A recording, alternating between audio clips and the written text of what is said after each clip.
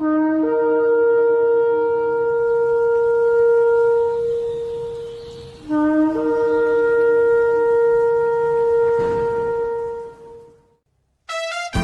morning, Jesus. Good morning, Jesus. Good morning, good morning. Gising sa umaga, hanap-hanap ka. Lulod ng salita mo, nagbibigay buhay. Kaya sarap namang malaman, may nagmamahal sa'yo. Salamat sa'yo, Panginoon.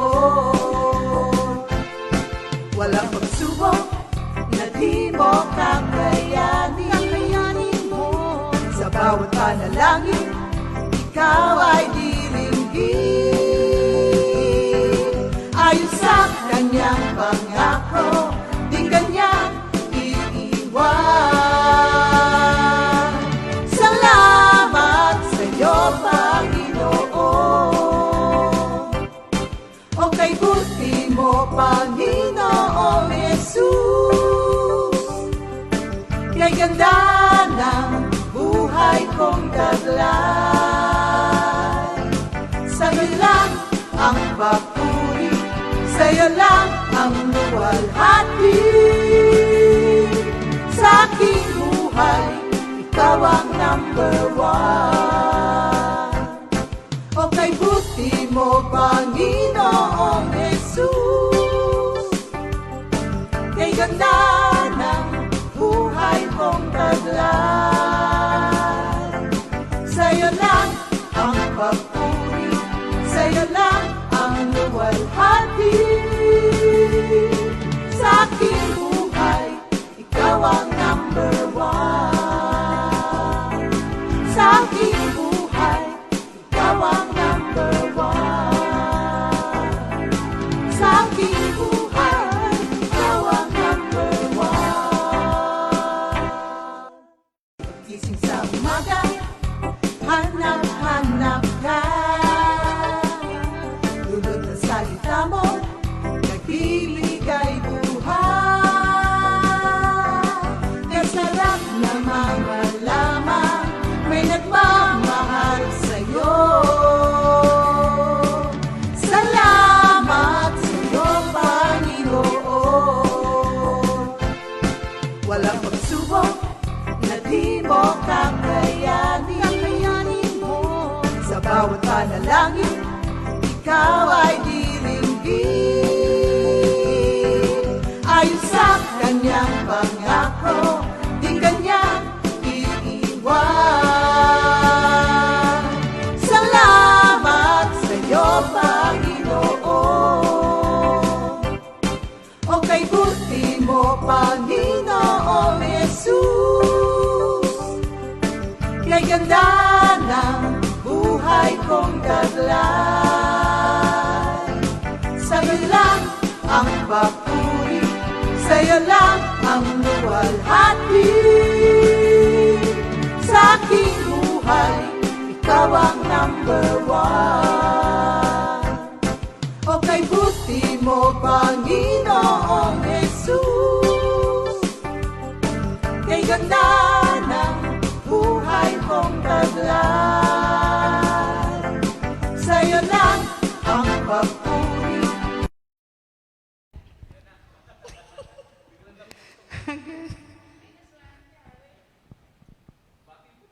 Good morning, Jesus! Good morning, Jesus!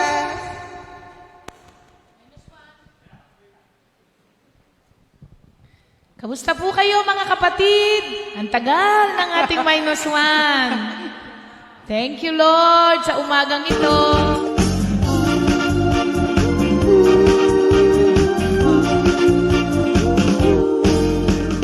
Napakataas, di maabot. Napakalalim, di masisi. Napakalawak ang pag-ibig ni Jesus. Napakataas, di maabot. napakalalim, di masisi, napakalawak ang pag-ibig ni Jesus. Ganyan ang pag-ibig na taglay ko ngayon. Napakataas, napakalalim at malawak. Napakataas, di maabot, napakalalim, di masisi, napakalawak ang pag-ibig ni Jesus. Napakataas, di maabot, napakalalim, di masisi, napakalawak ang pag-ibig ni Jesus. Ganyan ang pag-ibig na taglay ko ngayon. Napakataas, napakalalim at malawak.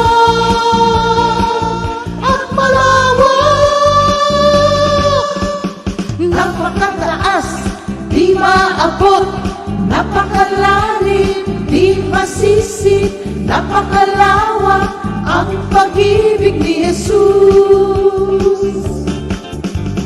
Napakataas, di maabot, napakalalim, di masisi, napakalawak ang pag-ibig ni Jesus. Ganyan ang pag-ibig na taglay ko ngayon. Napakataas, napakalalim at malawak. Ganyan ang pag-ibig na taglay ko ngayon. Napakataas, napakalalim at malawak. Napakataas, napakalalim at malawak. Napakataas, napakalalim at malawak.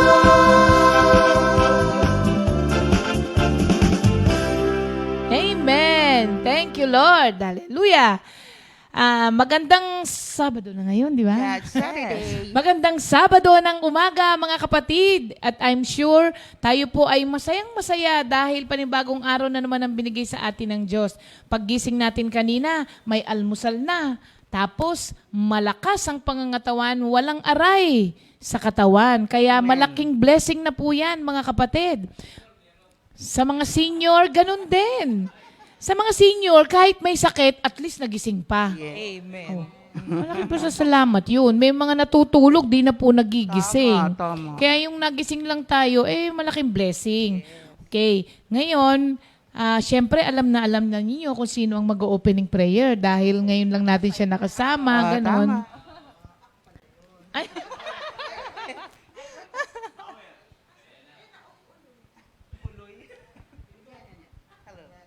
Ay, wala siya. Thank you, Lord. Yan. Thank you, Jesus. Tayo pong lahat ay manalangin, mga kapatid. Salamat sa Panginoon. Hallelujah. Lord, salamat po, Lord, sa napakagandang araw na pinagkaloob mo muli sa amin. Salamat sa magandang panahon, masarap na tulog, panibagong kalakasan na ibinigay niyo po. At salamat, Lord, na lagi may magandang mangyayari sa bawat araw. Kaya sa araw na to, Lord, we claim na may magandang mangyayari sa amin lahat. Lord, kung meron po kami nagawa na isip na hindi nakalulugod sa iyo, humihingi po kami ng tawad at pakalinisin mo po kami na yung banal na dugo. At alam namin, Lord, kayo po ang lagi ang magpapatnubay sa amin, magtuturo sa amin, at kayo rin ang mag-iingat sa amin sa lahat ng aming gawain. Salamat, Lord. Pangunahan mo po kami sa pangalan ni Jesus. Amen.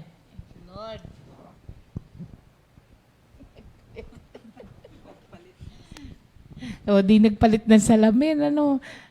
Hirap kasi ng ano. Iba kasi yung grado ng distance ko sa reading.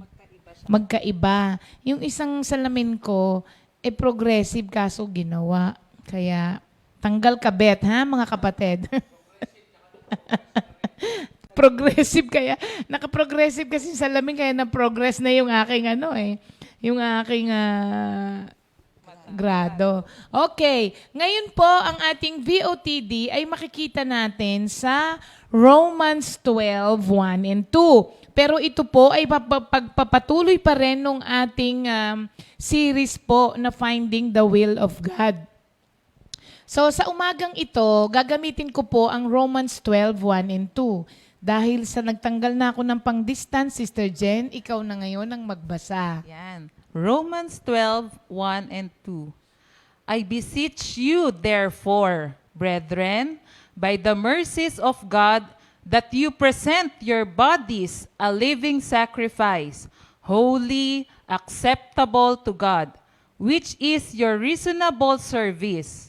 And do not be conformed to this world, but be transformed by the renewing of your mind, that you may prove what is that good and acceptable and perfect will of God. Romans 12, 1 and 2. Amen. Thank you, Lord.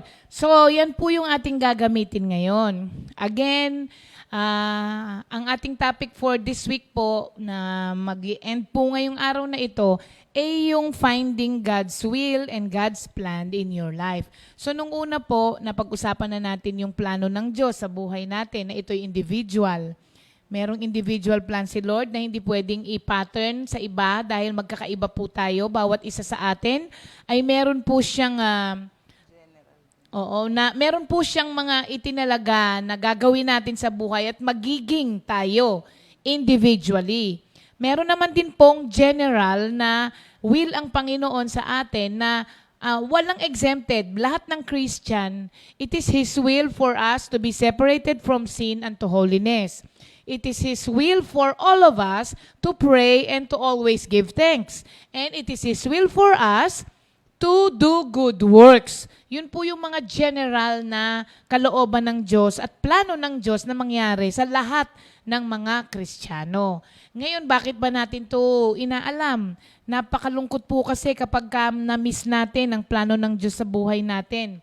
Yung kalooban niyang intended for us at plano niya sa buhay natin, intended for us, for our good, ay mamimiss natin. Kaya ang nangyayari, maraming mga tao na tumanda na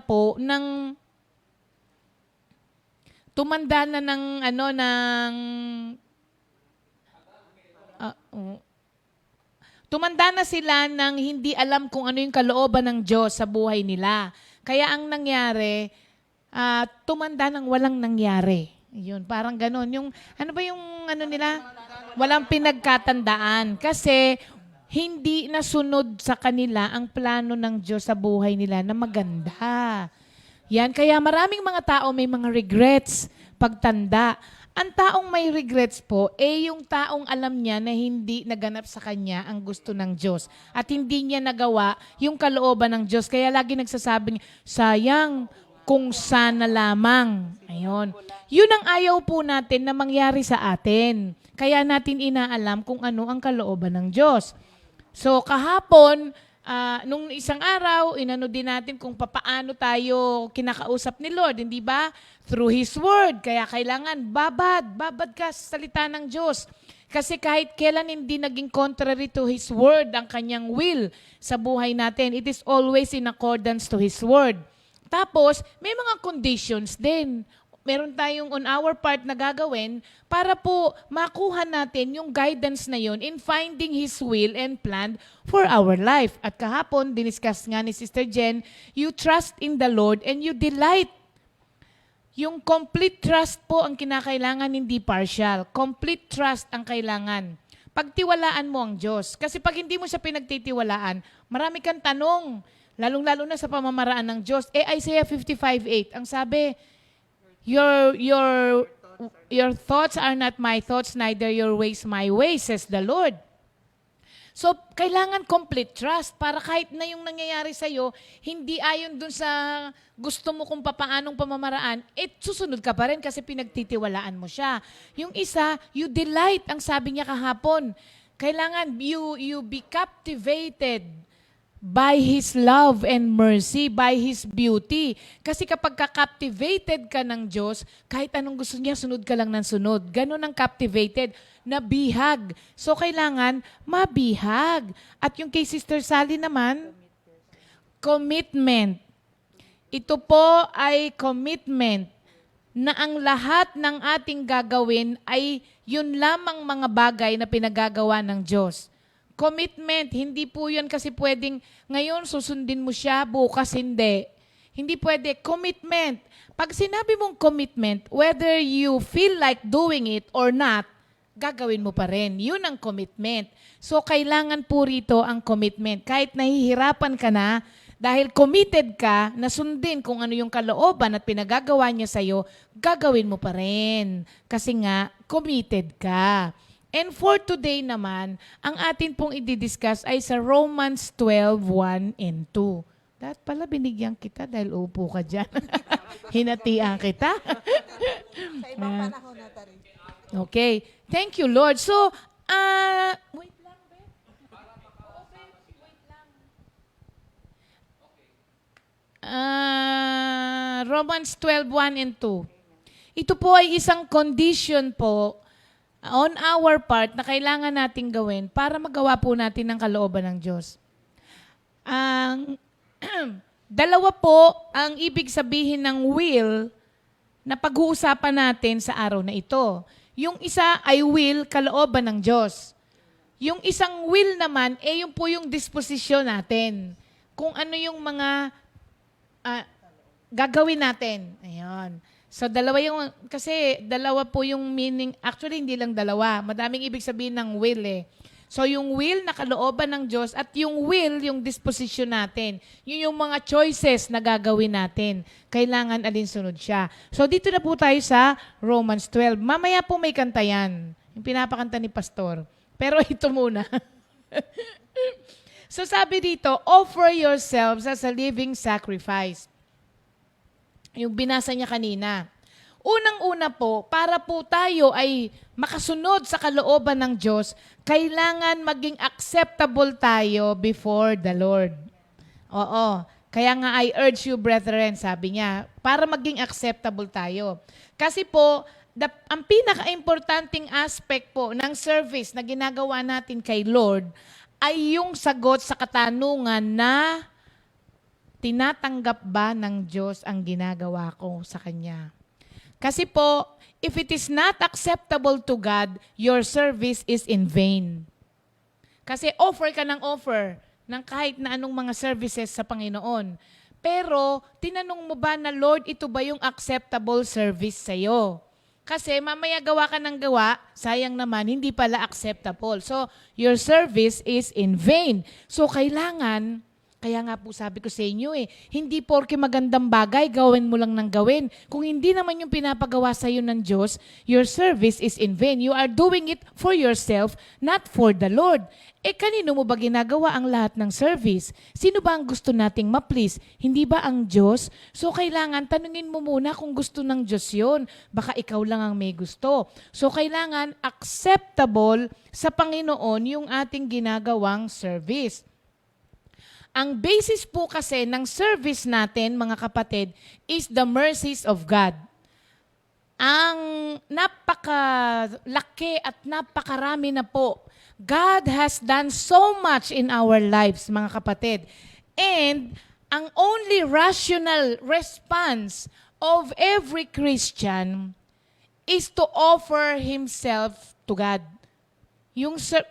Kaya tayo lahat, tinanong ko si Beng. Pag tinanong ko si Sister Beng, ba't ka nag-full-time? Gusto ko pong mag-serve kay Lord. Bakit mo gustong mag-serve kay Lord? Kasi, Kailan mo naisip yon? nung madama ko yung love niya, ayun, tsaka nagkaroon ako ng peace na sa kanya ko lang natanggap. Yun. Napakinggan niyo po yung sinabi niya. May ginawa ang Diyos sa buhay niya nang hindi po niya nakita nung siya ay nasa mundo. At simula po nung tinanggap niya ang Panginoon, hanggang ngayon hindi pa tapos si Lord sa kanya, di ba, Beng? Amen. Hanggang ngayon, Ongoing po. o ongoing pa. Hanggang ngayon na-amaze ka pa rin, di ba? Pag may ginawa si Lord. Ilang taon ka nang nag-full-time worker, Beng? Baka kung 30, hindi ko pa. Parang 30. parang 33, Pareho, halos pares tayo eh. almost Oo. opo. 30 plus na, Opo. di ba? Mga 33, 34, ganon. So, hanggang ngayon po, pag may ginawa si Lord sa buhay namin, na-amaze pa rin kami. Parang nagugulat ka pa rin. Sa kabila po nung ganon na katagal na kami po yung naglilingkod kay Lord. Pero the Lord never ceases to amaze us. So, ang pinaka-rational response actually of every Christian na ginawan ng Diyos ng sobra-sobra sa buhay is to offer himself to God as an acceptable sacrifice. So, yun po mga kapatid ha, ibang klase po kasi ang ginawa ng Diyos sa atin. Kaya, yun ang basis. Kaya kami nag-full-time, sobrang gratitude po dahil sa ginawa ng Diyos sa buhay namin. Parang, actually, you cannot repay God. Hindi po natin pwedeng bayaran ang Diyos sa lahat ng ginawa niya sa atin. Kaya po, dito lang po sa pamamaraan na ito, hindi ka naman makabayad. Kung hindi, may mai-offer ka in return sa lahat ng ginawa ng Diyos sa buhay mo. So, yun po ang basis ng service nating lahat is the mercies of God. Ano naman po ang nature of this service na ino-offer natin sa Panginoon? At kailangan din natin para malaman natin kung ano ang kalooban ng Diyos sa buhay natin ay yung total surrender. Total surrender po. Kasi po, ang true service and devotion to God involves replacing my will, our will, to His will. At mapapalitan lamang po yung ating mga disposisyon na yan sa buhay natin at mga gustong mangyari sa buhay natin, mapapalitan lamang po yan ng kalooban ng Diyos at mga gusto ng Diyos kapag ka ikaw ay surrendered kay Lord. Hindi mo po pwedeng mapalitan yan kung hindi ka totally surrendered kay Lord. Kasi sasabihin mo, hindi pwede, hanggang dito lang yan. Itong gusto kong gawin, wag mo kong turuan. Kasi hindi ka totally surrendered. Pero ang isang tao na totally surrendered sa Panginoon, para mapalitan yung mga gusto niyang mangyari sa Kanya, ng gustong mangyari ng Diyos sa buhay, kailangan sinusuko mo sa Kanya. Ibig sabihin, ano ba yung awitin? Take the wheel, my Lord. Ibig sabihin, yung manibela. Di ba? Ikaw na ang mag-control. Ikaw na ang magmaneho, Lord. Ito yung manibela. Ikaw ang mag-control nito. Ikaw ang mag-steer nito sa buhay ko. Yung steering wheel, pag sinabi kasi ng steering wheel, pag ginanon mo yung steering wheel, pupunta siya sa kanan. Pag ginanon mo, pupunta sa kaliwa yung iyong sasakyan. Ganun po. You give the steering wheel to the Lord. Yun ang total surrender. Para lahat ng mga gusto mong gawin, mapalitan ng kung ano ang gustong gawin ng Diyos sa buhay mo. Tapos, sa binasa rin natin na Romans 12 na ito, paano po ito mangyayari? By being non-conforming. Non-conforming saan? To the world. Oo. Sabi nga, do not be conformed to this world. Hindi po kasi magandang approach to discovering the will of the Lord in your life o kung ano ang gusto niyang pagawa sa buhay mo by looking at the world. Kaya hindi pwede. Kaya nga sabi niya, do not conform. Otherwise, hindi mo makikita ang gustong ipagawa ng Diyos sa buhay mo at plano niya kapag ka ikaw ay tumitingin sa mundo. Again, babalik tayo sa Isaiah 55:8.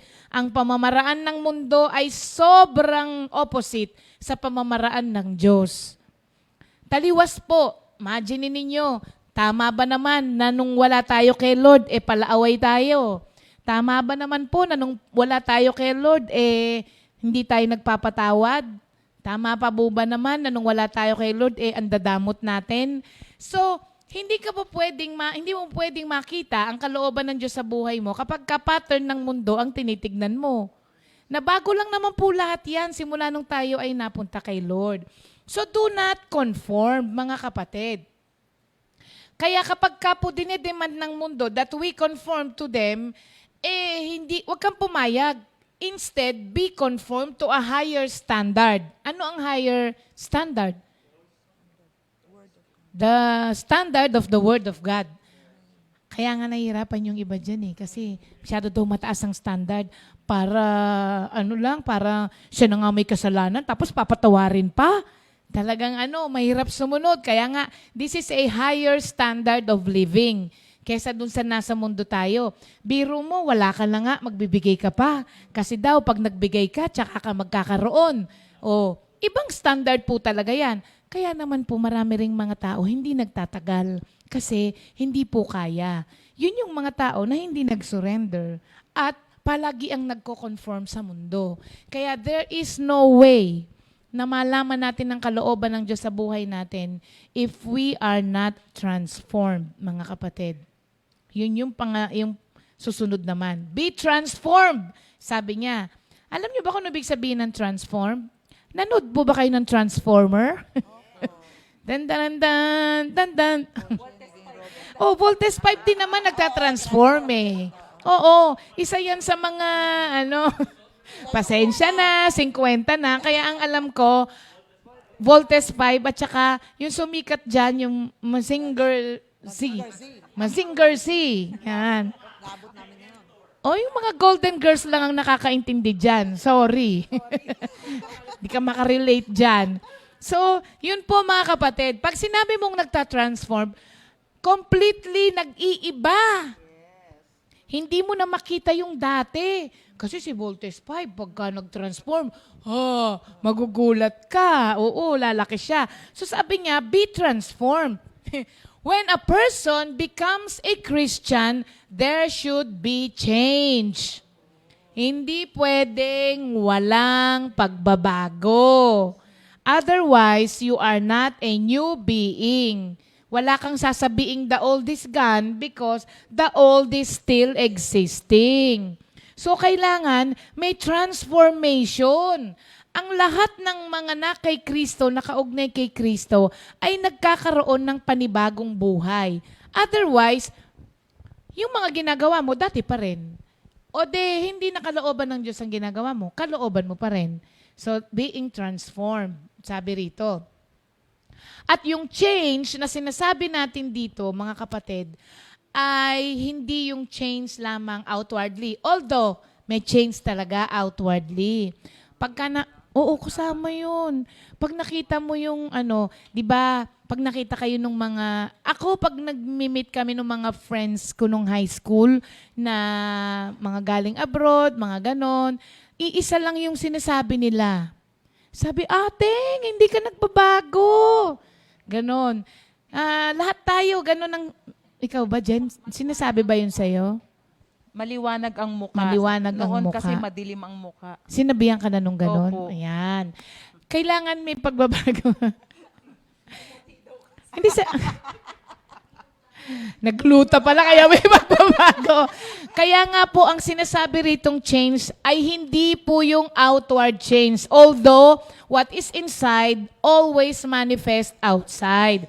Pero the real change dito sa transformation na pinag-uusapan natin comes from within. It takes place in the heart and in the mind. Kaya ang sabi rito, renewing of the mind. Metanoia, renewing of the mind. So, pagka po na-renew na ang isip natin, alam mo kapag ka na-renew na yung kaisipan mo Kapag ka ang lahat ng mga iniisip mo at ginagawa mo ay yung mga nakaka-please lamang kay Lord. Hindi na yung sarili mo ang piniplease mo. Yun, malalaman mo na yun. At alam mo pa na... Wait lang. Itong renewing of the mind po na to, mga kapatid, ito ang kanyang nasasabi. Here I am, Lord. Here I am. Here I am, Lord. Here I am. Here I am, Lord. Here I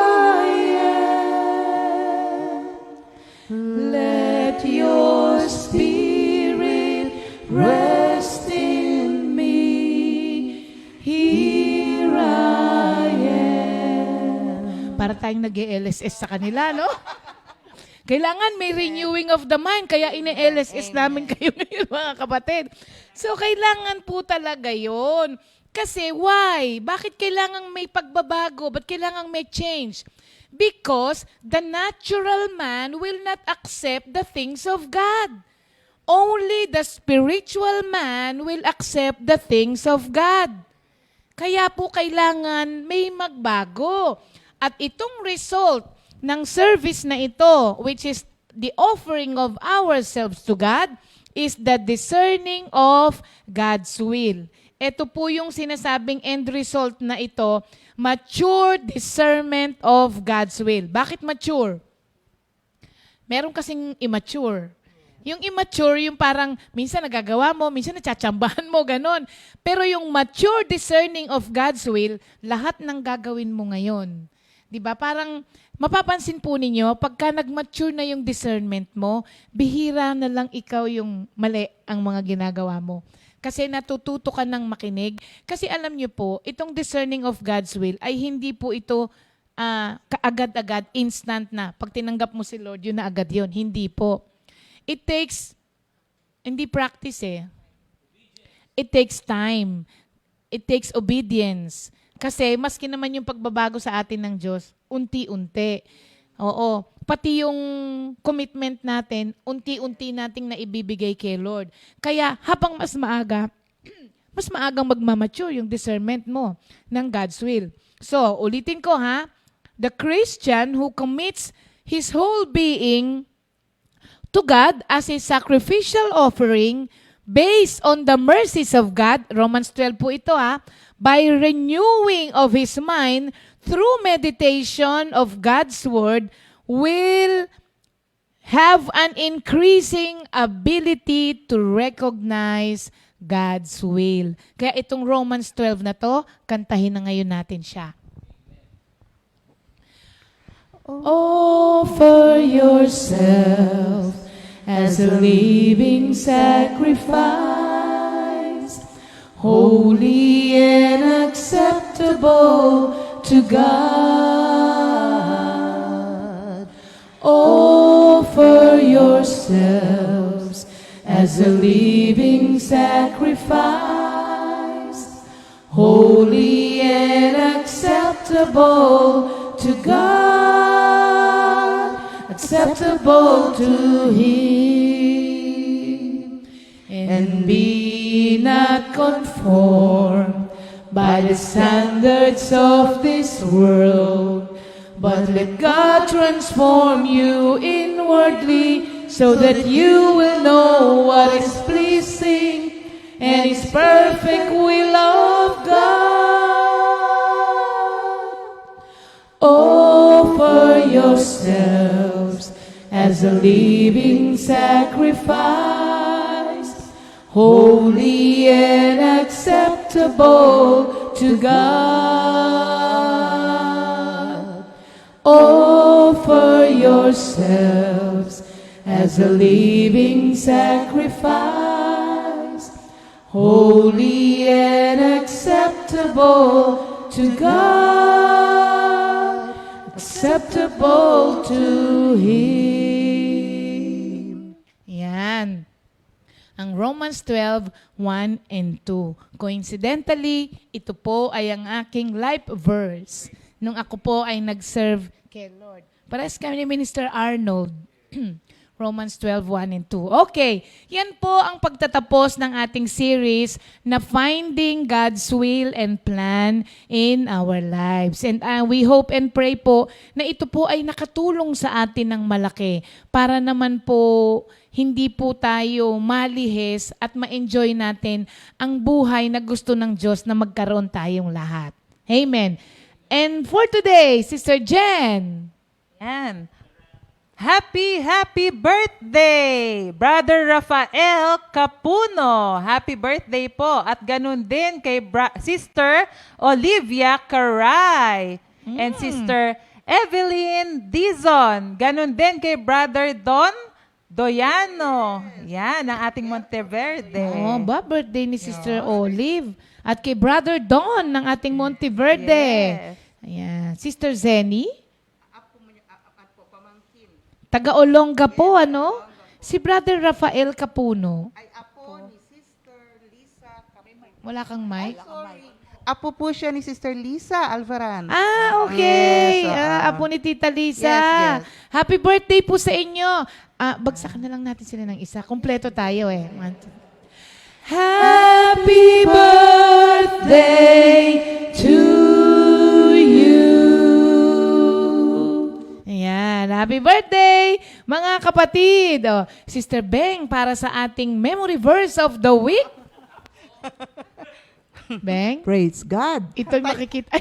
Ay, para pala si Beng, Opo. parang ako. O, sige. Kantayin na lang natin, Kantayin Beng. na. Sige po. Dahil kasama naman po ito sa ating scriptural songs. Ang ating pong memory verse for this week ay makikita natin sa Psalm 51, 10 to 12. Create in me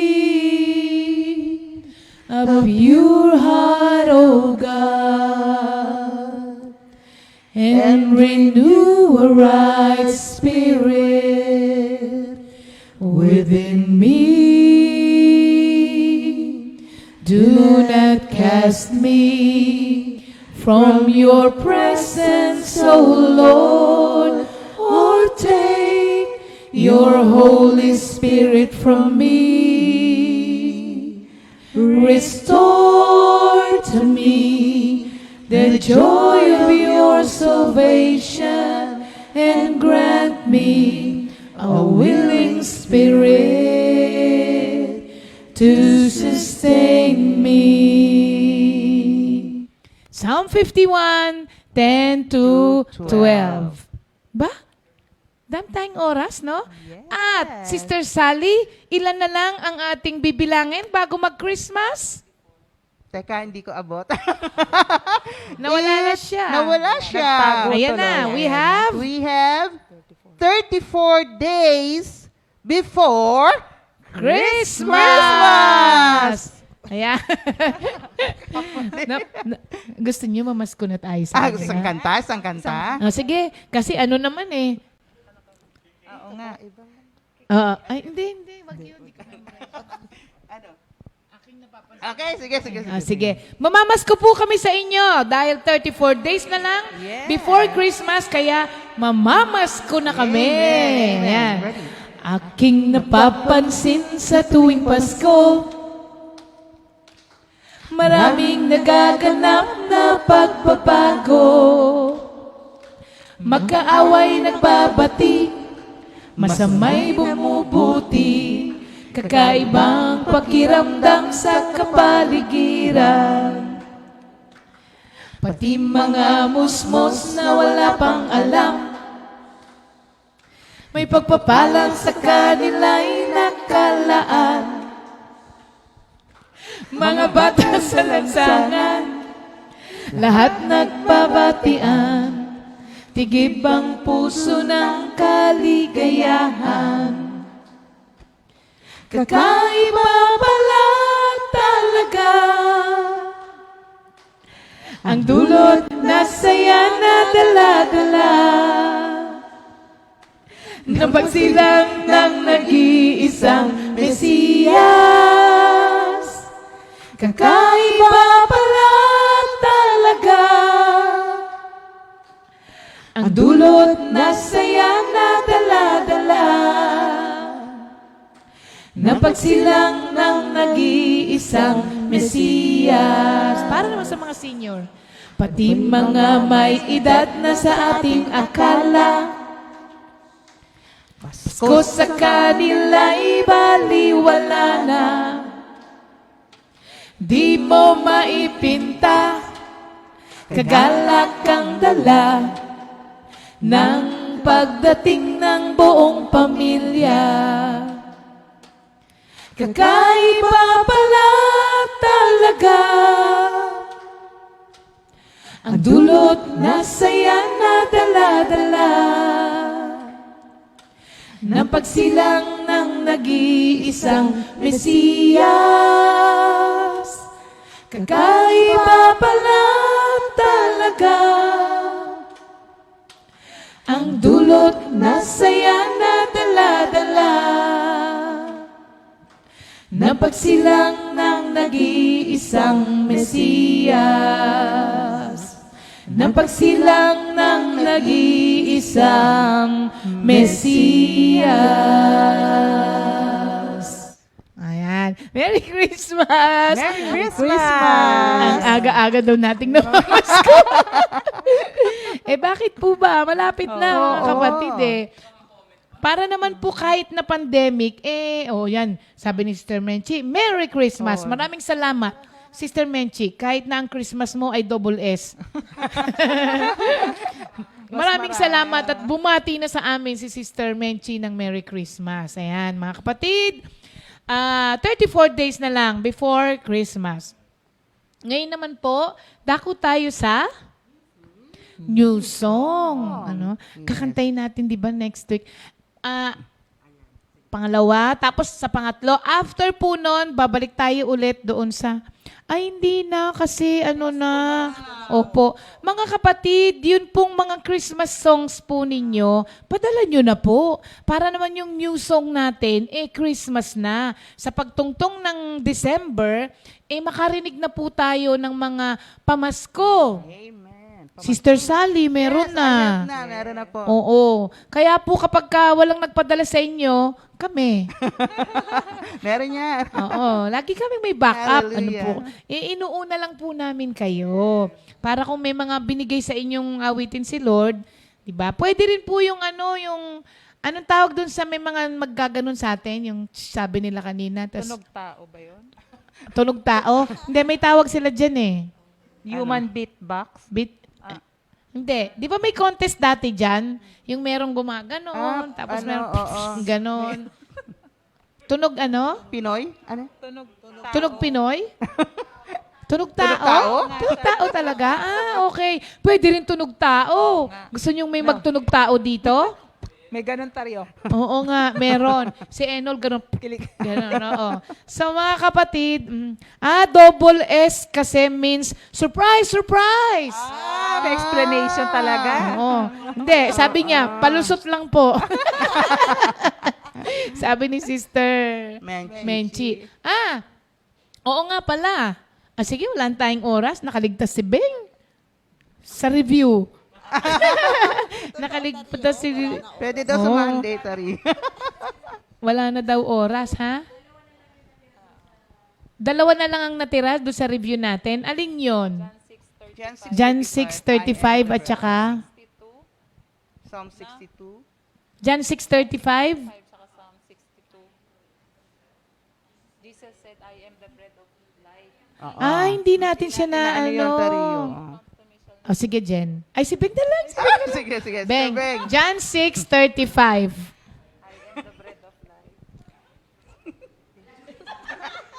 Sige, Beng. Kaya mo yan, Beng. I am the bread of life. He who comes to me will never go hungry. He who believes in me will never go thirsty. Yan. Praise God. Oo. Yan ang May version ni jacket. Sister Baka hindi na umupo sa susunod si Sister Beng dito, kapatid. Ano yung isa? Psalm 62. Kantayin natin yan. Psalm 62, 1 and 2. 1 and 2. I wait patiently for God to save me. I depend on Him alone. He alone protects and saves me. He is my defender, and I shall never be defeated.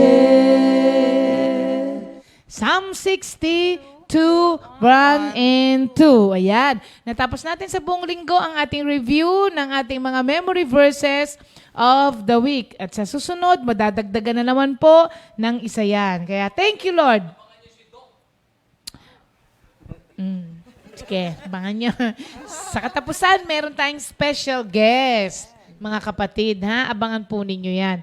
At para po naman ngayon ay panoorin naman natin ang ating new song of the week.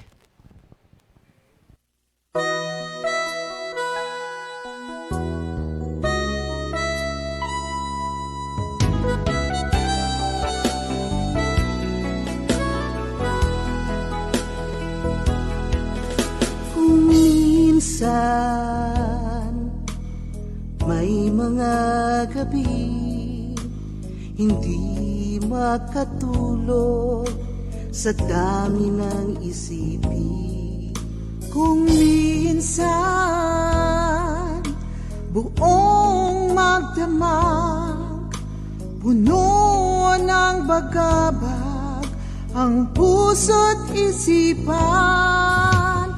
Nababatid mo ba kay Jesus may pag-asa?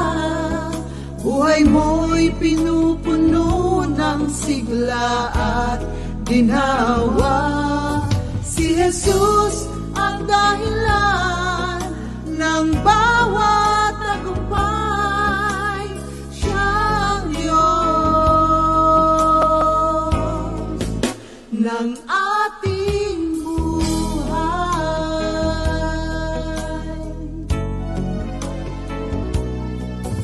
Kung minsan umaga, para kang halamang nalalamig. Kung minsan sikat ng araw, pag-asa ay iyong abutan na. Nababatid mo ba kay Jesus may pag-asa? Buhay mo'y pinupuno ng sigla at ginhawa. Si Jesus ang dahilan ng bawat tagumpay. Siyang Diyos ng ating buhay.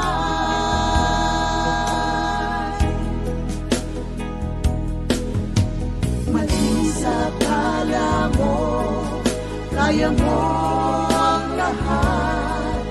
Huwag mong kalimutan ang Diyos na lumalang.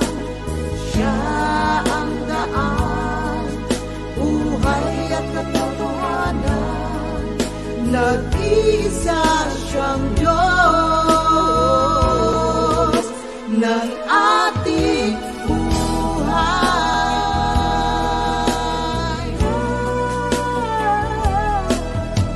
Nababatid mo ba kay Jesus may pag-asa? Buhay mo'y pinupuno ng sigla at ginhawa. Si Jesus ang dahilan ng bawat tagumpay. Siyang Diyos.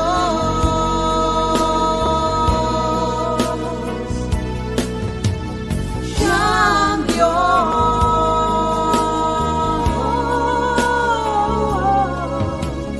Siyang Diyos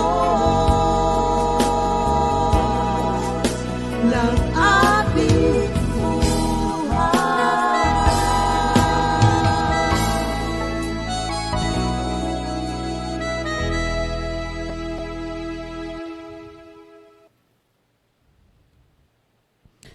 Good morning, Jesus. It's Saturday, it's Patriarchal Day. Yan, thank you, Lord. Sabi ko nga kanina, Sabado pala uli ngayon.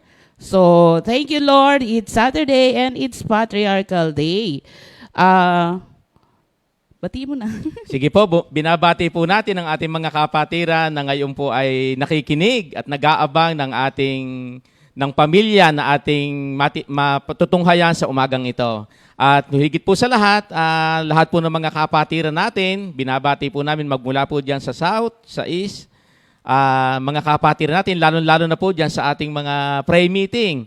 Alam ko po na tayong lahat, ngayon po ay marami ang walang trabaho, at alam ko po ay marami sa atin ang nakaabang para tayo ay makinig sa mga kapatiran natin sa araw na ito.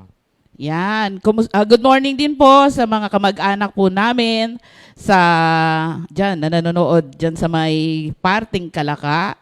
Yan. At ganoon din po, good morning sa aking Abena family at sa lahat po ng mga classmate ko na binigyan ko ng copy link ngayon. Thank you, Lord. Ayan, purihin po ang ating Panginoon. Ako po, si Sister Jennifer Garcia, na asawa po ni Pastor Simple. Yung pong ipipresent po nating family, Jennifer Garcia din po. Pero magkaiba po kami sa spelling, magkaiba po kami sa lusog. Ayan. Pero magkakulay po kami. Ayan. Magka-height. Pero thank you, Lord, pagka po, ano tawag na? Yung may raffle. Minsan kasi natutunan po namin yun may raffle noon. Parehong Jennifer Garcia ang tinawag. Sabi ni Pastor Simple, tinawag ka. Pero si Epera pumunta. Sabi ko, hindi ako yon. Sabi ko ganon, dahil siya na yung nagpunta. Natuto na po kami. Pag may raffle po, Jennifer ni Simple at saka Jennifer ni Mario. Yan, thank you, Lord. Kaya po nung nakaraang December, nung nanalo po ako ng TV, Jennifer ni Simple yon. Nagprotesta pa si Ipper sabi niya, anong gitna? Kasi parehong Jennifer Garcia. Anong gitna? Nung sinabing sinigurado ko naman nilagyan ko talaga ng abena. Ayan, purihin po ang ating Panginoon. Panoorin na po natin ang kanilang sharing for today.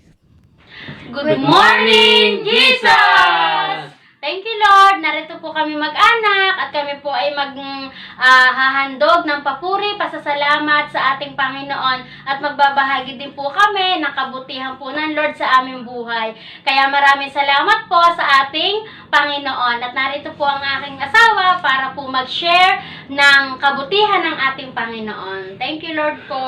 Thank you, Lord. Ang mensahe po ng Panginoon ay matatagpuan sa awit 119, verse 156.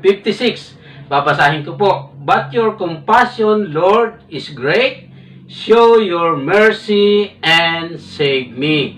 Yung mensahe po, ang pamagat ay dito po namin kinuha. At napamagatan po ng compassion of God. Compassion, pakikiramay o pagkahabag. Ibig sabihin ng compassion, ito po ay pakikiramay sa mga tao o kapwa na nagdadalamhati, nabibigatan sa kanilang mga suliranin sa buhay.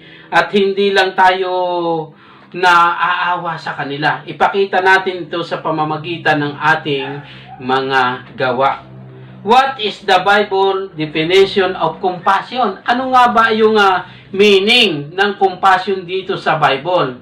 Sa 1 Peter 1, verse 18, sabi po mga kapatid, huwag tayong umibig sa pamamagitan ng salita lamang, kundi ito ipakita natin sa pamamagitan ng ating mga gawa. What is the spiritual definition of compassion? Ibig sabihin, pinakikita dito ang definition ng compassion sa spiritual, hindi ka lang concerned sa mga material o physical na bagay, kung hindi ikaw ay concerned doon sa, sabi nga dito ay doon sa kaluluwa na kailangan niya, o spiritual mga kapatid, para ang tao ay magkaroon ng kahabagan. Tayo din. Diba, kailangan tayong mga lingkod ng Diyos. Una na nga tayo'y mayroon din nitong kahabagan. Kasi pagka wala tayo nito ay baka wala tayo sa ating Panginoon. At yan po ay danas na danas ko mga kapatid sa aking buhay.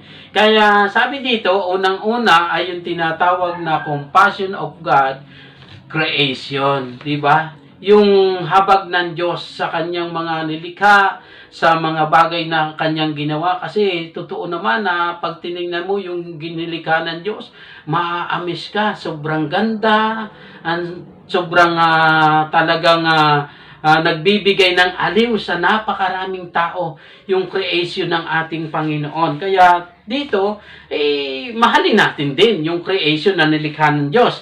Sa 2 Corinthians 1 verse 3, kailangan purihin natin ang Diyos Ama ng kaluwalhatian sapagkat sa Kanya lamang ang papuri at pasasalamat, mga kapatid. Kaya ang pangalawa na pinakikita dito ng Panginoon sa ating pag-aaral ay yung pong tinatawag na compassion of God as a parents. Diba yung compassion ng Panginoon sa mga magulang? Mahalaga yun, diba? Habag na habag ang Diyos sa mga parents na namumroblema, nagdadalamhati, sa mga parents na walang maibigay na pangangailangan ng mga anak. Di ba yung prodigal son, naalaala natin yun? Grabe yung kanyang, anak, kinuha ang kayamanan, nilustay, tapos nung malustay, ginamit kung saan-saan yung kanyang kayamanan, tapos nung bandang huli, naisip na bang bumalik. Abay, nung makakita nung ama na babalik, talagang malayo pa lang, tinakbo na niya. Diba? So, thank you, Lord. Ganun ang isang ama na habag sa kanyang anak, mga kapatid.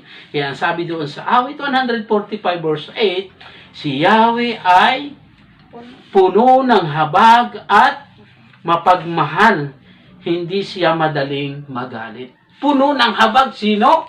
Si Lord. Kaya kailangan tayo ganun din. At wala ang pagkahabag ng Diyos, walang pinipili. Dapat ganun din yung habag natin, mga kapatid. Pangatlo, sabi diyan, God show compassion to all. Walang pinipili ang pinagbibigyan ng kahabagan. Diba? Sabi nga doon sa Lamentation 3 verse 22. Diba? Kailangan daw po yung ating habag, mga kapatid, ay sabi nga doon, ang hindi nagmamalim na pag-ibig ni Yahweh at ang kanyang walang kumpas na kahabagan. Tulad ng bukang liwayway. Hindi nakupas ang habag ng Diyos, hindi nagbabago. Noon hanggang sa panahon ngayon at hanggang sa darating, yung habag ng Panginoon ay mananatili sa bawat isa sa atin, mga kapatid. Kaya tingnan natin ang pang-apat. God show compassion towards sinners. Ayan. Pagdating naman doon sa habag sa mga makasalanan. Eh di ba tayo lahat naman makasalanan? Sabi nga kanina yung pag-aaral, hindi naman tayo perfect, di ba? Pero lahat tayo ay makasalanan. Si Lord lang ang perfect, mga kapatid. Kaya sabi dito ng ating Panginoon, yung pagkahabag natin sa mga makasalanan. Counting sharing, sa akin po, danas na danas ko ito, yung habag, yung pagkaawa sa aking anak na naranasan ko. Grabe, mga kapatid, talagang hindi ko halos para sabi ko nga, ayaw ko na, hindi na, hayaan mo na siya. Pero alam niyo, tumarating din naman ang pagkakataon na pagkawala, parang lagi kang nakatingin doon sa sa gate, baka nandiyan na, ganito, ganyan. So huwag mawawala yung habag natin sa ating sa ating kapwa, mga kapatid. Doon po sa sa Nehemiah chapter 9 verse 28. Bababasa ko po sa aking butihing may bahay. Dito po sa Nehemiah 9 verse 28. Thank you Lord, thank you Jesus. Sa kabila ng lahat ng ito na maging panatag ay lumabag na naman sa iyo. Kaya't binayaan mo na namang malupig sila ng mga kaaway na sila'y muling magsisi at humingi ng tulong. Dininig mo sila mula sa langit at paulit-ulit mo silang iniligtas. Thank you, Lord. Grabe yung habag ng Diyos. Diba, nung maging okay na yung buhay, gumawa na naman ang hindi kalugod-lugod kay Lord. Pero nung dumalangin sa Kanya, naku, galing sa langit yung habag, mga kapatid. Ganyan, mahabag ang Diyos sa Kanyang mga anak, mga kapatid. Kaya yung panlima, thank you, Lord. Hallelujah. Jesus Christ reflects God's compassion. Kay Jesus natin makikita ang pagiging mahabagin ng Diyos. Diba? Kay Jesus natin matatagpuan. Kaya yung habag ng Panginoon nasa atin din, mga kapatid, sa Hebreo 4 verse 15. Thank you, Lord. Salamat sa Panginoon. So yung ating dakilang saserdoteng ito ay nakauunawa sa lahat ng bagay. Di ba? At naandun yung kanyang habag, mga kapatid, sa kanyang mga nasasakupan. Kaya thank you Lord. Yung mensahe po na ito ay hindi mahirap makalimutan, kundi napakadali. Di ba, yung habag, mga kapatid, i-share natin sa ating mga kapwa. At ngayon po ay tatawagin ko ang aking pamilya at kami po ay maghahandog ng awitin sa ating Panginoon. At ito pong awitin ito ay bagamat hindi pa po namin na ipapasa sa church, ito po ay aawitin na namin. At ito po ay nakompose ko noong mayroong pandemic. Thank you, Lord. Hallelujah. Purihin ang Diyos. Thank you, Lord! Kami po yung nagpupurit nagpapasalamat kay Lord at doon po sa aming awit, tunay po na ang Diyos ay hindi po nagpapabaya sa aming pong mag-anak at sa ating pong lahat. Kaya thank you, Lord po. Awit po kami sa ating Panginoon.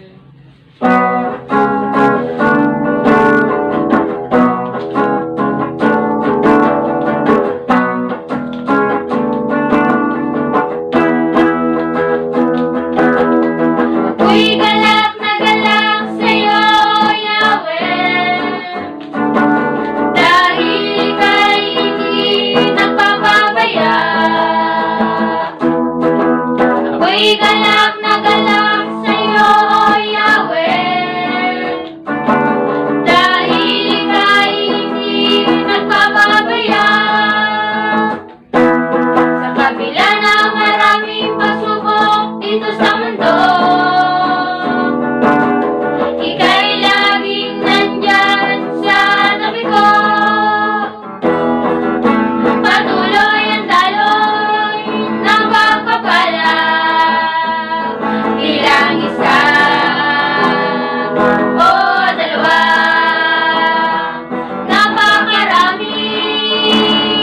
Napakarami pa mula sa'yo. Mula sa'yo, napakarami pang darating. Salamat, salamat sa iyo, O Yahweh, aming Diyos. Ika'y hindi nagbabago. Patuloy ang daloy ng pagpapalang, di lang isa o dalawa. Napakarami pa mula sa'yo. Mula sa'yo, napakarami pa darating. Salamat, salamat sa iyo, O Yahweh, aming Diyos. Ika'y hindi nagbabago. Ika'y hindi nagbabago. Ika'y hindi nagbabago.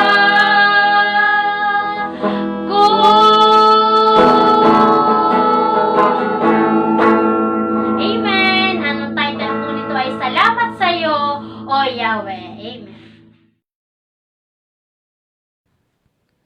Thank you, Lord. Thank you, Jesus. Lord, maraming salamat po sa wisdom na ipagkakaloob mo upang ang mga narinig namin kanina sa pamilyang Garcia ay magbibigay buhay sa aming pananampalataya. At sa oras pong ito, gamitin mo po kaming mag-asawa para po sa karagdagang insight sa mensahe mo, Panginoon. Salamat po, Ama, sa pangalan ni Jesus. Amen. Thank you, Lord. Ayan. Nung last time po na kami ay nag-ano rin po ng patriarchal kay Ninang Jo at saka kay Ninong Mon. Ayan, thank you, Lord. Ang patriarchal rule na nakuha naming idea ay yung father's role in the family. At ngayon naman po, yung recap nga po ng patriarch, ito po ay family rule. Ang binigay naman po na insight ni Lord, yung rule sa bahay. Family rule. Kumbaga, ito po yung patakaran, alituntunin, kalakaran o prinsipyo na ginagamit po natin sa ating pamilya. Alam naman po natin na nobody is perfect. Katulad po ng shinare ng kapatid natin, yung pong pamilyang yon, may isa pa pong anak si Brother Mario, si Odette. Mar, bumawi ka na lang sa apo. Thank you, Lord. Pero may pag-asa pa. Habang buhay, may pag-asa. Ang maganda lamang doon, katulad nga ng sinabi niya kanina, pagka sumusuko na po siya kapag umaalis yung anak niya, lagi naman po siyang nakaabang na bumalik. So, talagang ganun po pagka magulang. Tandaan natin, walang pamilyang perfect. Sabi nga kanina, di ba, we are God's work in progress. Everyday na buhay po natin, meron pong inaayos ang ating Panginoon. Bakit walang pamilyang perfect? Una, dahil hinuhubog ang ating pagiging Kristiyano sa loob ng ating tahanan. We started in love. Ewan ko lang po kung nagpakasal kayo dahil sa love. Naalala ko, Pastor Rapi, nung shinare po niya, they started because of calling ba yun? Sabing ganon. Kami rin po ni Pastor Simple, hindi naman po kami naging mag-boyfriend. Wala pong spark. Basta sabi lang po niya, kung sinong gusto ng mami at daddy, yun na. Ako naman po, Lord, pakita mo sa akin kung sino mapapangasawa ko. Siya naman na nakita ko. Sabi ko, nagbibiro ka ba, Lord? Buti hindi Buti hindi po pinatulad ni Lord. Yung kakulitan ko, pinamimigay ko pa nga po yan nun eh. Sabi ko, ikaw na lang, magkamukha naman tayo eh. Magkasing height naman tayo. Buti na lang, di pinatulan ng kaibigan ko. Hindi tinanggap yung ko. Ayan. Thank you, Lord. We started in love. Naalala ko po yung mga pamangkin po namin, siguro mga 5 years ago. Sabi ng hipag ko, naku, Iper din po kasi ang tawag sa akin dun sa Batangas. Naku, Iper, ang pagsabihan mo nga ang mga iyan, sabi gano'n, yung mga pamangkin namin na bagong mag-asawa. So, habang sinasabi po sa akin, nag-iisip po ako ng tamang term. Tapos, nung kinausap ko na po, sabi ko, kailan nga ba kayo ikinasal? Sabi niya, Tia, 2 years ago, gano'n. Sabi ko, noong bang, halimbawa kung ang date po ng kasal nila ay February 14, noong bang February 14, nung nagsama kayo, nung nagpakasal kayo, naisip nyo ba na sa panahon ngayon ay maghihiwalay kayo? Yun po yung tanong ko sa kanila. Sabi ko, syempre, di ba hindi? Hindi nyo naisip yun kasi nung February 14, nung ikinakasal kayo, wala kayong pakialam sa amin. Ang pinakikialam nyo lang, yung love nyo sa isa't isa. So dapat hanggang ngayon, yun ang nananatili. So, hindi po perfect ang pamilya, but it is started in love. Nagsimula po yan sa pag-ibig at dapat manatili ang pag-ibig hanggang ngayon. Sabi nga po, tayong lahat is a witness to Jerusalem sa Acts 1:8. So hinuhubog po ang ating pagiging Kristiyano. Halimbawa ako, ang pagiging Kristiyano ko hinihubog sa pamamagitan po ng asawa ko. Siya rin, ganun din, vice versa. At ang mga anak din po namin. Minsan, nakokorek din po kami kasi, syempre, umiidad na. Medyo meron na rin pagkabingi. Ganon. Diba? Medyo ano na rin. So, hinuhubog pa rin po sa tahanan. Kaya nga, nobody's perfect. Dinala po tayo sa loob ng tahanan para pumahubog ang ating pagiging Kristiyano. Pangalawa, bakit walang perfect na pamilya? Dahil sa loob ng pamilya, pinuproduce ang fruit of the Spirit sa atin sa pamamagitan ng bawat miyembro ng pamilya. Makikita nyo po ngayon, di ba, dahil module ang sa pag-aaral, lumalabas ang ugali ng nanay. Di po ba? Kasi dun sa pagtuturo, ganyan na ba? Ganyan. Tapos, di ba sabi ng mga teacher, kita nyo, yung mga anak nyo, di nakikinig. Sabi nga, di nakikinig eh. Hi sa mga teachers. Ayan. So, yun po, nahuhubog po ang fruit of the Spirit sa loob ng ating mga tahanan. At ngayong panahon ng pandemic, mga kapatid, sama-sama yung pamilya natin, nagsama-sama po tayo, at alam po natin na meron pong na-produce sa atin na bunga sa pagsasama-sama po natin nito. Kumbaga, inalaw ng Lord ang lahat ng pangyayari dahil may magandang plano siya, lalo na sa mga anak niyang may takot sa Kanya. So para po sa araw na ito, ang keyword po ng ating family rule ay compassion. Doon po sa binasa ni Brother Mar, sa NIV version, your compassion, Lord, is great. Preserve my life according to your laws. Ngayong panahon pong to, mga kapatid, na ang COVID ay hindi natin nakikita, who will preserve us? Sabi nga po dun sa binasa natin, yung compassion ni Lord na makapangyarihan, sabi po dito, preserve my life according to your laws. Bawal lumabas according to your laws. Magsuot ng face mask. Hindi lang po kami nagsuot para po sa pakikinig. Ano pa? Magsuot ng face shield. Sabi nga ni Sister Judith, maghugas ng kamay ng sabon, hindi alcohol. May mga rules, di po ba? And it will preserve our life. Yun po. So, makikita po natin, napakinggan po natin yung mga definition na pinag-aralan po ni Brother Mar. By the way po pala, yung binasa po kanina niya ng 1 Peter 3:18, hindi po yun. Ang verse po na binasa niya ay sa 1 John 3:18.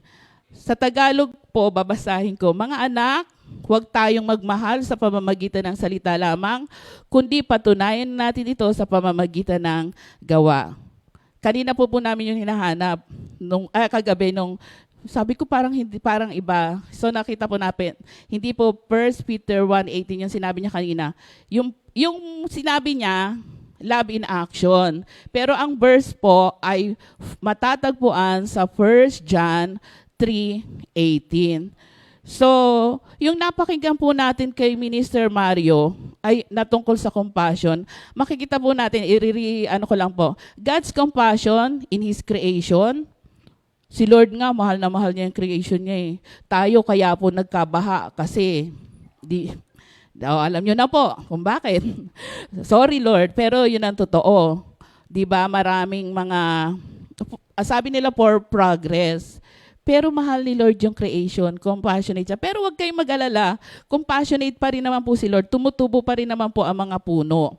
Yun nga lang po, hindi mabilis. May time frame din po si Lord. God's compassion as a parent. Doon po sa Psalms 103, verse 13, kung paanong nahahabag ang ama sa anak, gayon siya nahahabag sa may takot sa kanya. Though yun po ang compassion ni Lord, nahahabag siya sa may takot sa kanya.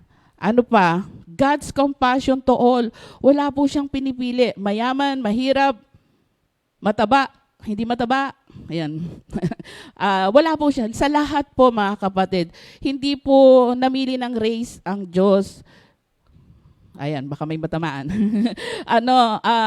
Kasi lahat po ng kanyang nilalang ay mahal niya. Pero sabi nga dun sa unang binasa natin, dun sa mga may takot sa kanya, God's compassion to sinners. Ayan, naranasan naman po nating lahat. Sabi nga sa Romans 3:23, lahat tayo ay nagkasala at subject po tayo sa wage of sin, which is death. Pero dahil po sa kanyang compassion, ngayon ginagamit tayo ng ating Panginoon para ipahayag sa mga tao na tayo ay pinatawad, binago yung buhay, binigyan ng bagong pag-asa, itinakda para makita ng maraming tao yung bagong buhay natin ngayon. So God has compassion to sinners. Kaya wag po nating ano ba yun sa Channel 7? Bawal judgmental. So lahat, yung compassion po ni Lord, ibinigay po niya sa lahat ng mga nagkasala. At yung God's compassion is revealed in Jesus. So ibinigay niya ang kanyang bugtong na anak para maligtas tayo, nabuhay, naging tao, namuhay na tao, katulad din po natin. at siya po, si Jesus po, ang example of God's compassion. Pastor, simple po. Wala na yata akong oras. Meron pa, binigyan kita. Meron pa pala. Ay, sabi mo kasi. Sabi mo kasi. Hindi, nagbibiro lang po. Thank you, Lord. Yan, nais ko lang pong basahin dito sa Matthew 9:35 hanggang 36. Nilibot ni Jesus ang bayan at nayon at nagturo sa mga sinagoga. Ipinangaral niya ang mabuting balita tungkol sa paghahari ng Diyos at pinagaling ang mga may sakit, anuman ang kanyang karamdaman. Nang makita niya ang maraming tao, nahabag siya sa kanila sapagkat sila ay lito at lupaypay. Tandaan po natin, ang ating Panginoong Jesucristo, siya po yung halimbawa ng pagiging mahabagin.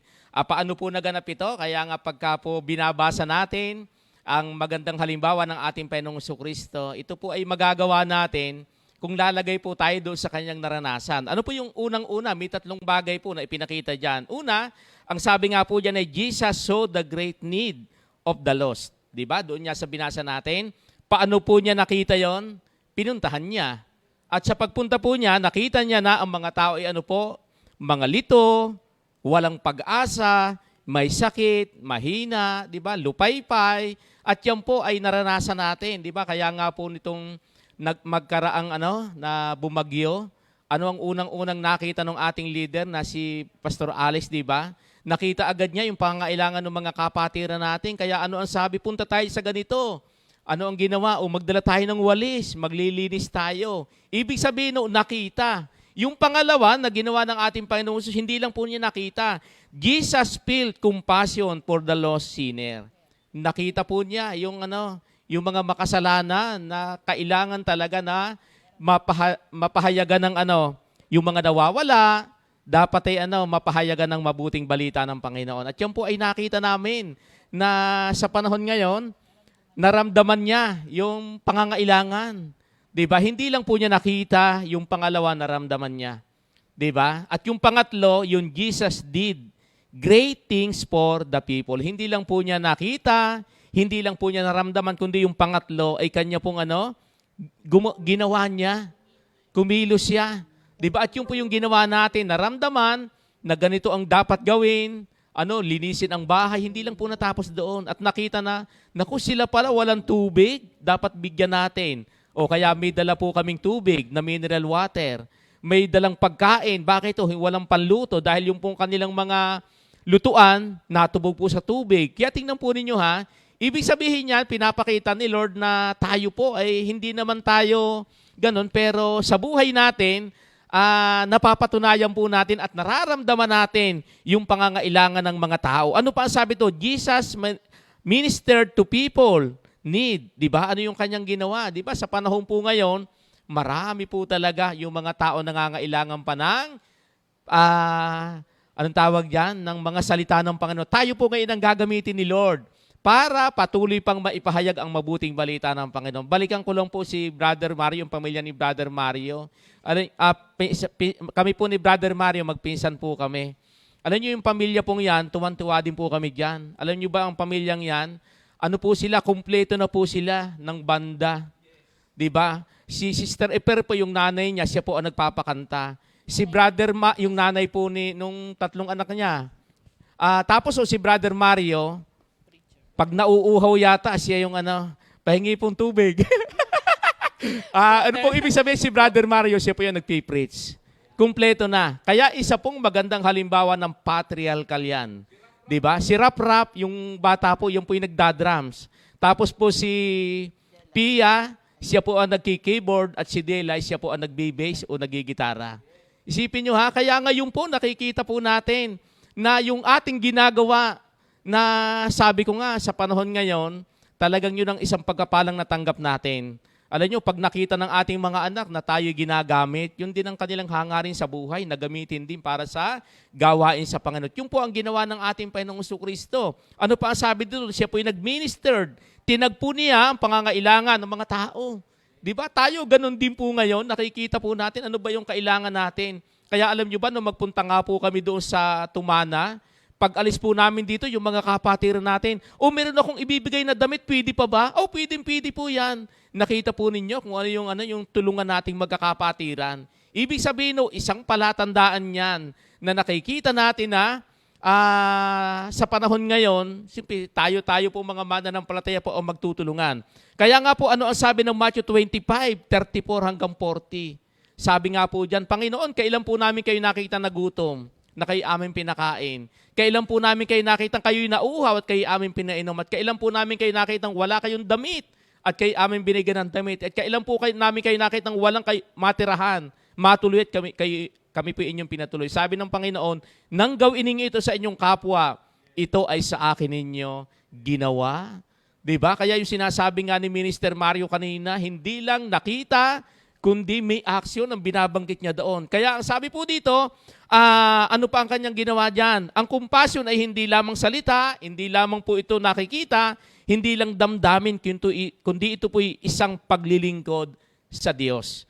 Kaya balikan ko lang po yung word kanina ni Brother Mario, ni Minister Mario, John 3:18, mga anak, huwag tayong magmahal sa pamamagitan ng salita lamang, kundi patunayan natin ito sa pamamagitan ng gawa. Kaya ang ating Panginoon, siya po ang halimbawa ng pagiging maawain. Nakikita, siya po yung halimbawa ng pagiging maawain, mahabagin. Kaya mga kapatid, at ito po mga bagay na ito, ay sa panahon po ngayon ay ating pong naibabahagi natin. Kung paanong naramdaman ng ating Panginoon yung pagkahabag sa mga tao, yung po yung ginagawa natin. Kaya sa amin pong pagtatapos, nais po lamang naman pong awitin yung Sala Ko'y Pinatawad Mo.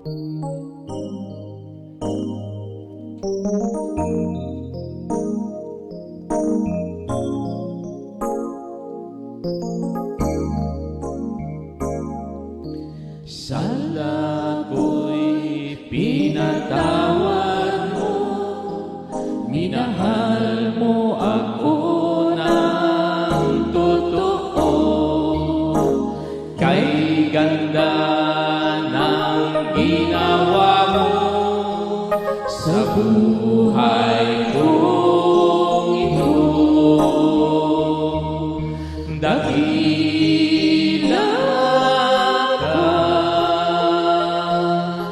sa iyong pag-ibig, walang hanggan. Pagmamahal mo sa akin, O Jesus.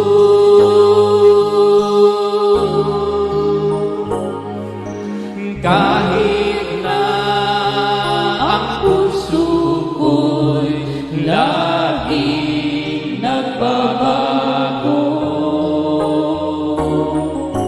kahit kailan di ako nakarinig ng sumbat sa'yo,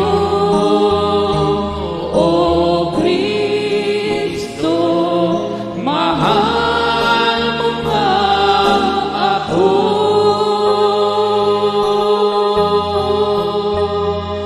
O Kristo, mahal mo nga ako.